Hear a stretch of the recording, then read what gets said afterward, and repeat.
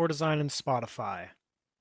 Uh, so, uh, this is Spotify, my chosen interface, namely the phone menu.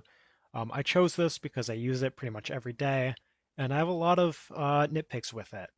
Uh, the first big one is kind of this bottom menu here, um, where the menu icons are kind of low salience.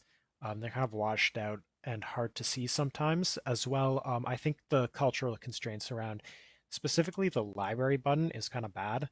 Like, I don't think that doesn't scream library to me.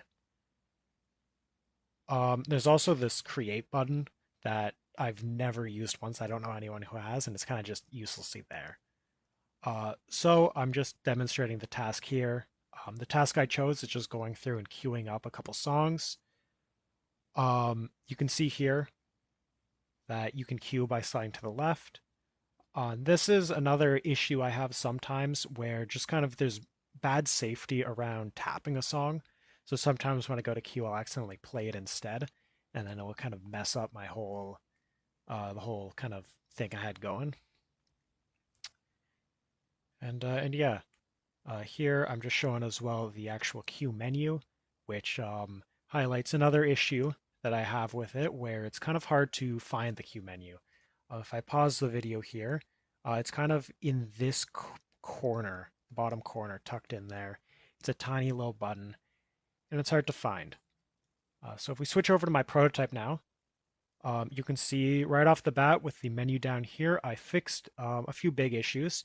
Namely, I made them pure white instead of kind of a faded gray. I made the selected icon bright green, so it's high salience, so you always know what you're on. And I changed the library icon to be closer to kind of like a record label, where it's a square with music on it. And then I replaced the create button with this queue button, which will take you to your queue here, and you can rearrange stuff as you please. Going to library, you can see it is forcefully organized like this. So if you want to go to your playlist, you can go here. You can find your songs. You can queue them up, and they'll show up. I forgot to mention it earlier, but another issue was basically in the original video. If I don't actually queue the songs, that's a bad example. But basically, normally it wouldn't tell you how many songs you've added to queue, and sometimes they can get confusing when you get repeats. Now I just added a little number that tells you how many you added. And yeah, that's essentially my redesign.